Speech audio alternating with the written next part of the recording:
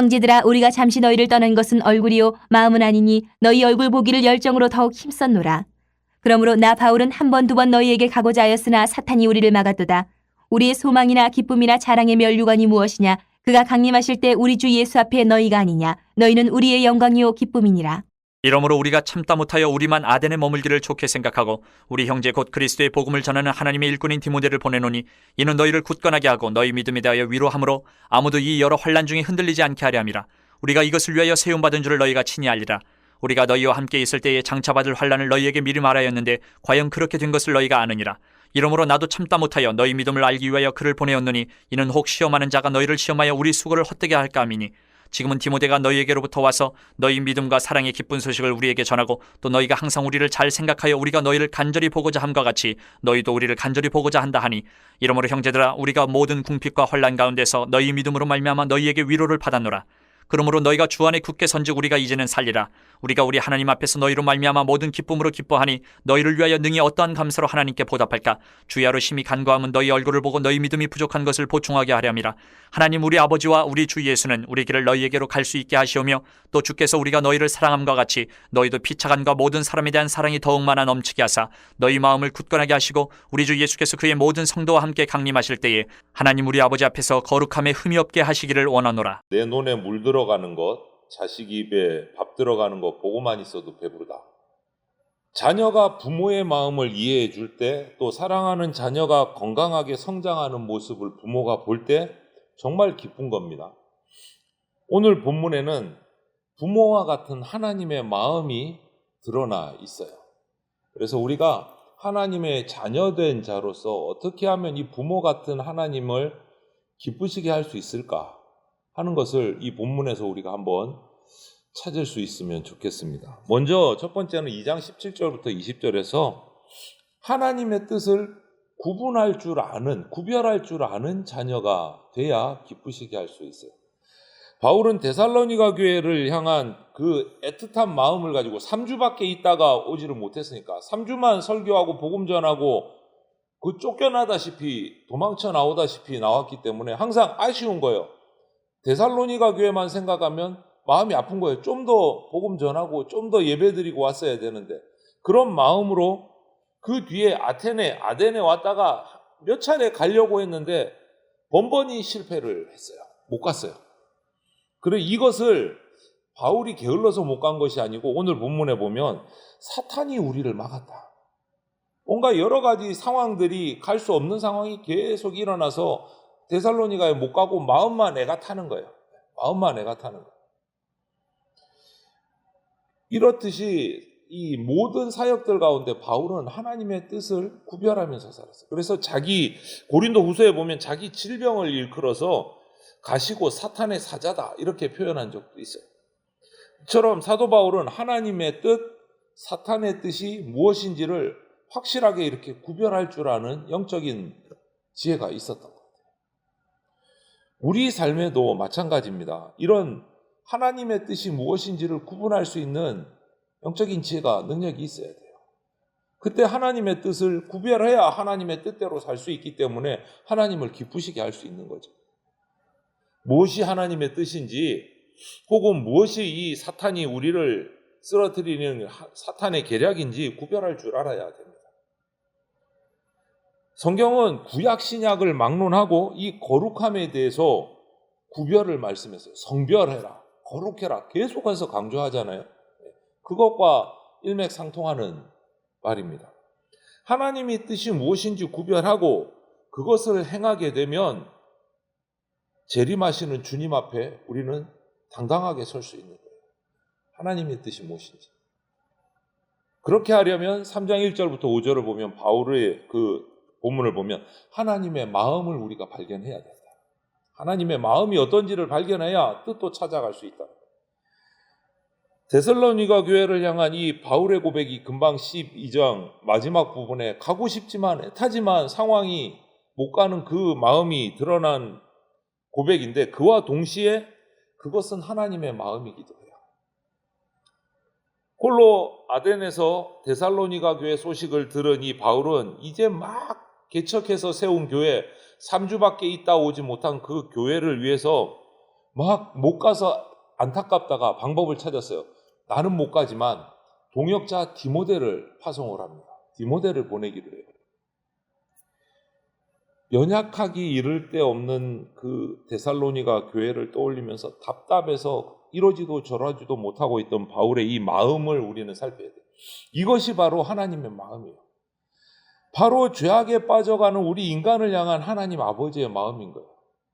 좀 더 훈련시켰어야 되는데, 좀 더 말씀을 가르쳤어야 되는데, 상황은 그렇게 못되고 안타까우면 그게 하나님 아버지의 마음이에요. 우리를 향한 마음. 그래서 하나님은 우리를 위해서 누구를 보내셨습니까? 독생자 예수 그리스도를 이 땅에 보내셨어요. 죽을 수밖에 없는 우리를 구원해 주셨어요.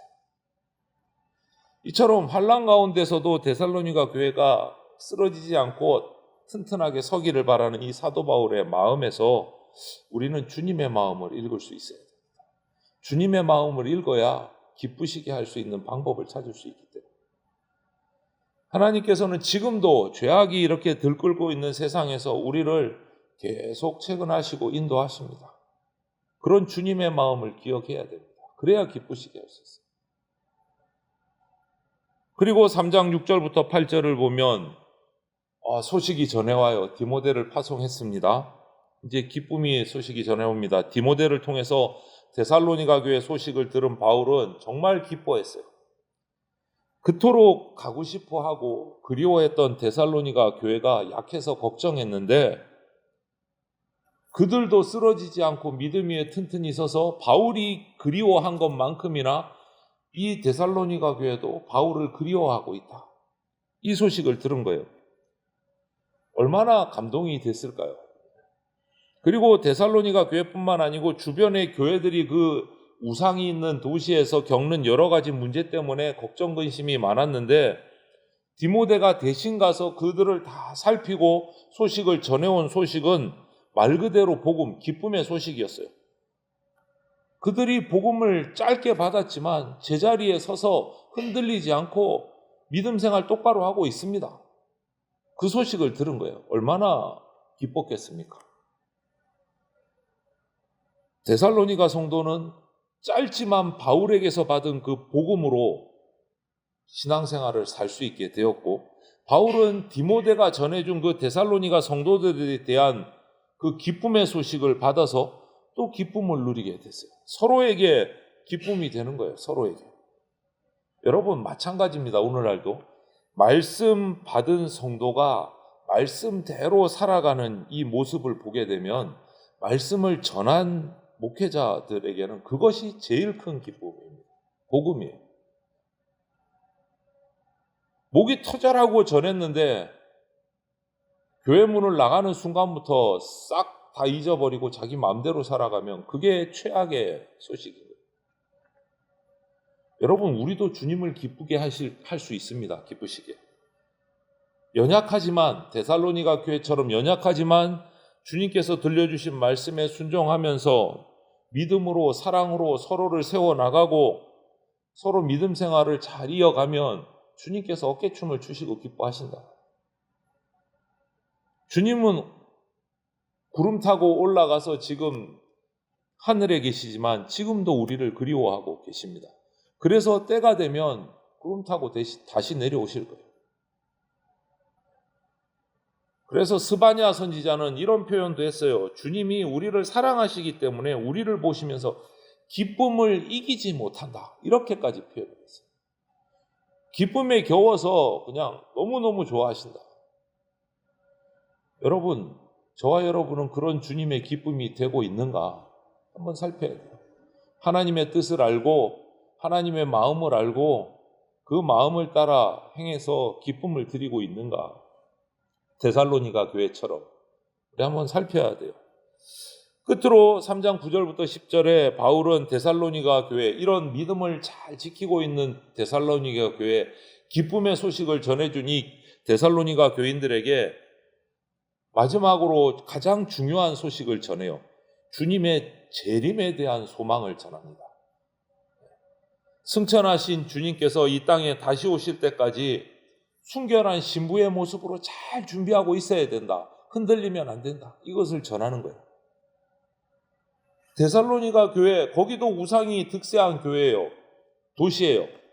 그들이 거기서 믿음을 지킨다?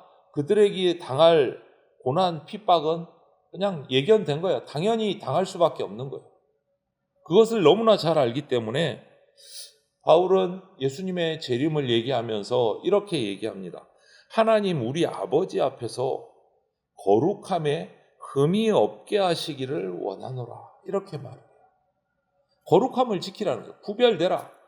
고난받고 핍박받을 수 있다. 당연히 받을 거다. 우상들이 많기 때문에. 하지만 거룩함을 지키라. 끝까지 지키라. 언제까지? 주님 다시 오실 때까지. 여러분, 말씀은 세상에 휩쓸려가는 그리스도인이 아닌 세상을 변화시키는 그리스도인이 되라고 말하는 거예요. 거룩함을 지키라는 것은. 세상에 휩쓸리지 말고 세상을 변화시키라고. 여러분, 뿌려진 복음의 씨앗이 싹이 나고 뿌리를 내려서 열매를 맺게 된다면 그것은 추수 때에, 주님 재림 때에 주님 앞에 큰 기쁨이 됩니다. 그런 삶을 우리가 살아야 돼요. 그 과정 결코 쉽지 않습니다. 딱딱한 땅 속에 뿌리를 내리고 뜨거운 태양, 모진 바람을 견뎌내야 비로소 열매를 맺게 돼요. 닫힌 길을 열고 가야 하는데도 사랑해야 되고 거룩하게 살아야 돼요. 이렇게 하려면요, 우리 힘으로는 안 됩니다. 주님의 다스리심, 성령의 능력이 필요해요. 그래서 오늘도 우리가 주님의 이름을 부르면서 주님의 다스림, 인도하심, 동행하심, 그것을 위해서 기도해야 됩니다. 우리가. 그래야 우리가 주님을 기쁘시게 하고 열매 맺는 인생을 살 수 있게 돼요. 사람들 주로 그러잖아요. 부모가 되어야 비로소 하나님의 마음을 조금 알 수 있을 거다. 많은 성도들이 그래요. 바울의 이 데살로니가 교회를 향한 편지를 묵상하다 보면 그런 하나님의 마음을 조금씩 이해를 할 수 있을 것 같아요. 오늘 이 본문에 바울에게 기쁨이 되었던 그 연약했지만 믿음을 지켰던 데살로니가 교회의 모습처럼 저와 여러분, 우리 대전 장로교회도 하나님을 기쁘시게 하는 그런 교회 성도가 다 되시기를 주님의 이름으로 축원을 드립니다. 아멘.